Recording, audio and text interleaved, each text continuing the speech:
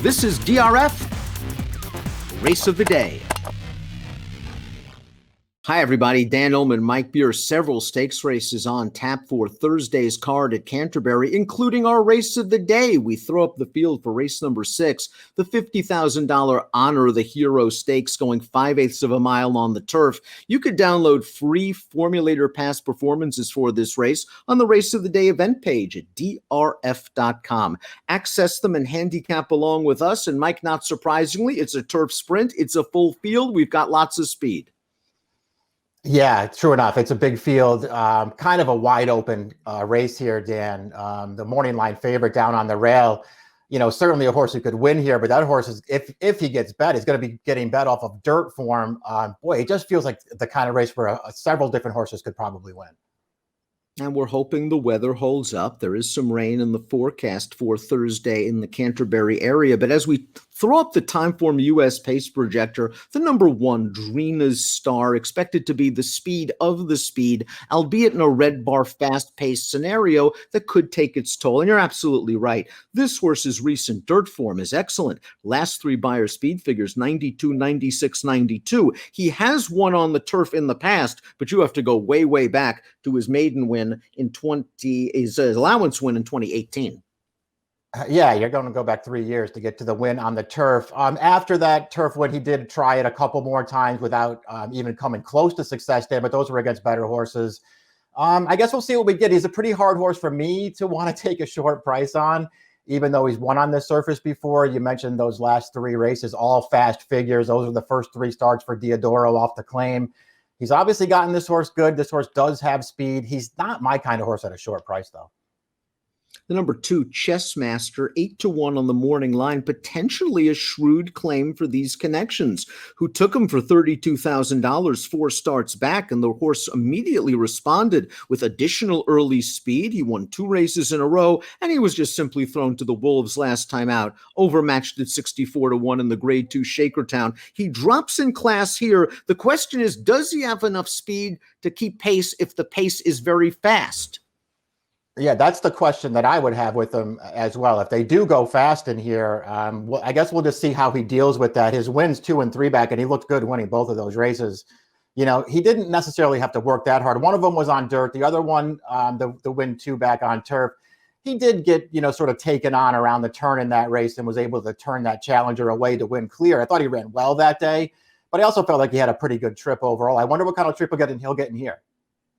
The number 3, Tin Badge, is 15-1 on the morning line, and he has won going dirt to turf in the past. We're going to go back to his most recent turf run at Canterbury last summer. This is a 2-turn 7.5 furlong race, and he tries hard. He sits second basically throughout, and he is second behind Cinco Star. This is a horse that might be a little bit better going longer, but he has recency over some of his rivals. 3rd start of the form cycle for the Iowa bred.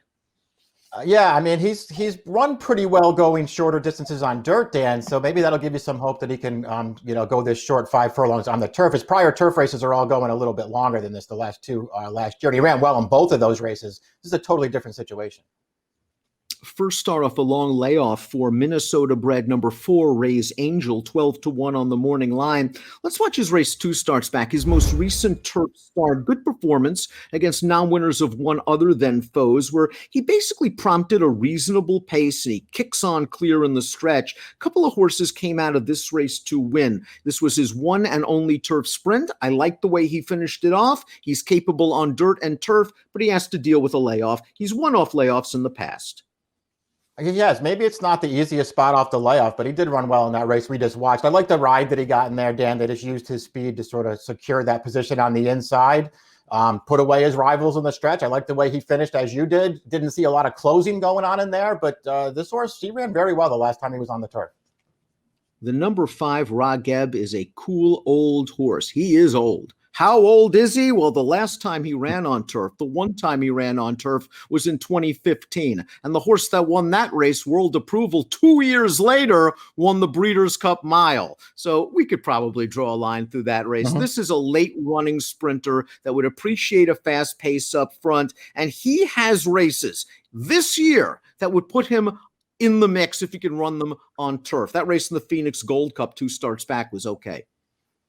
Yeah, it's interesting that they're switching to turf back with him now, Dan, after so long. And his recent dirt form is pretty good. He lands in a race here that could set up very well for his running style as well. And as opposed to the other horse who's, trying to bring good dirt form over to the grass, this horse is going to be a price. Minister of Soul has kept decent company on turf. Several races at Lone Star, Santa Anita on the turf. Last time out, we're going to take a look at his performance at Turf Paradise. And keep in mind, this again is a 2-turn, 7.5 furlong race. Minister of Soul, down on the inside, set a reasonable pace in this race. And he's just going to get run down late against a couple of solid performers. He is capable sprinting, Mike, and I think he does not need the lead to succeed. He might be able to sit off a horse or two. Yeah, he's one of the horses who it feels like, he's cutting back from a 2-turn race to 5 furlongs here. It could actually work for this horse, who probably is a little bit better going shorter. He faced a good field in that race at Turf Paradise last time, Dan. The winner of that race was shipping down from Santa Anita. This horse I thought ran fine in there, and he might be better off going shorter. Get the feeling the connection's taken a little bit of a shot here with the 7BY, who switches to turf in good form after winning a 2 other than at Indiana Grand. Now, he's only raced once on turf in his career. He was one of 4 next out winners that day. The surface is a question mark. The surface is a question mark. Whether even if he handles the surface, the question, if he's good enough to beat a field like this, could also come into play. So there's a lot working against him. I thought he was mildly interesting, Dan, if only because I think his last 2 races are actually both pretty good. That Keeneland start, that was against a good field off the layoff 2 back, and that was a very easy early pace. He didn't really have any chance at all. I thought he ran a little bit better last time. The only time they tried turf with him, that was also a really good field at Ellis Park, and he was wide chasing the pace every step of the way. I don't think he ran as poorly in that only turf start as it may appear. The 8 is Huey Attack, who began his career as a nibbler, but he's really figured it out. He's won half of his last 8 starts, including a turf sprint victory at Arlington Park, in which he was able to get close to the pace while rating just off of it, and he finished it off. Perhaps he's found himself as a turf sprinter, and he just seems to be getting better from start to start. Yeah, the last 3 times they sprinted this horse, 2 of them are on dirt, and then that last one on turf. They're probably the best performances of his career. So that's a good thing for him. We'll see how he handles the step up in class here, Dan. He ran fine last time at Arlington sprinting on the grass, but he got a perfect trip in that race. Lots of runner-up efforts on the page of the 9, Shannon C, 12-1 on the morning line, including the race we're going to show you right now back on October the 23rd at Remington Park. And Shannon C, as usual, showed off his good early speed in this race, and he's just going to get run down at the wire. The third place horse in this race did come back to finish third in a stake on the dirt at the fairgrounds with a 90 Beyer speed figure. Shannon C has speed. It's going to be his 3rd race of the form cycle. We know he handles turf. He's not out of this at a price. No, he's not. He's got rock solid turf sprint form for sure. I can't say that I saw the excuses, Dan, for either of those last 2 losses at Remington at the end of last year. Obviously he was right there at the finish, so I don't want to be too hard on him, but he didn't have excuses in those races. The last time that they sprinted him 5 furlongs on this turf course, he was a winner.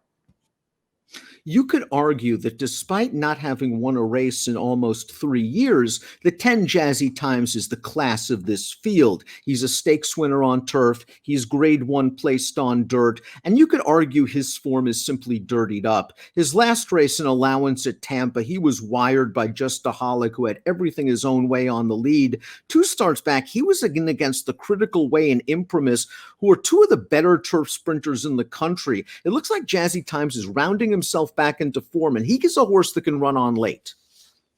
Yeah, that's what I liked about him. Obviously, he's a horse that's hard to have a lot of confidence in. As you mentioned, it's a long losing streak for him. He won his final 2 starts of 2018, and he hasn't won since then, 0 for 19 during that stretch. He has finished second 7 times, though, and he's just kept really good company right along in those races.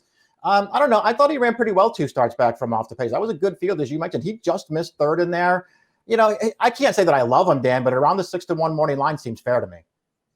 And it's tough to win from outside on that Tampa Bay turf course, breaking from an outside post. And he did in that turf dash break from the far outside draw. Let's watch his last race, an allowance on April the 17th. I mentioned that Justaholic just had things on his own. He was 1-9 in this race. And this is a good effort for Jazzy Times, I think, Mike, as he is going to now get back into stakes competition. I think it's a comparable lateral move facing a horse like Justaholic, now facing these stakes rivals.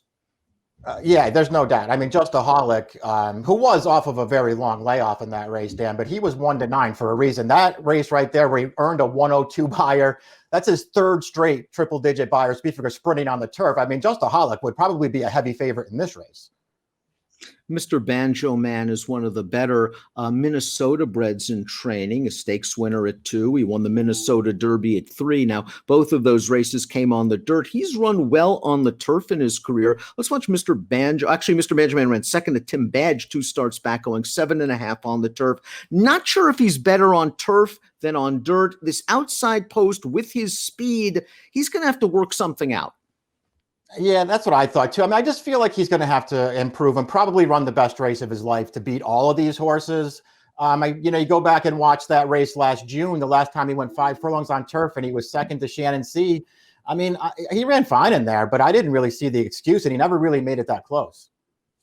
Top pick time for the Thursday race of the day. It's the Honor of the Hero Stakes. Jazzy Times, again, could be the class of the race. He could be taking a hidden class drop after facing a very sharp horse. And he's going to get the right setup, isn't he? Yeah, I thought he would get the right trip. That's one of the reasons I put him on top, Dan. And I also feel like this is class relief for him. I mean, his last 2 or 3 starts, they're just against better horses. So I'm hoping it's finally the right spot because he hasn't won a race in a long time. Chessmaster is definitely getting class relief, dropping out of the Shakertown at Keeneland and getting Lasix on again. I like the work this barn has done with Chessmaster after the claim, and I'm hoping that he won't be completely out-sprinted, that he can work out a decent enough trip tracking and he can finish up. Both of our horses should be solid prices. 10-7, 2-1 for Mike, 2-4, 9-3 for me, and the Honor of the Hero Stakes at Canterbury on Thursday. Good luck.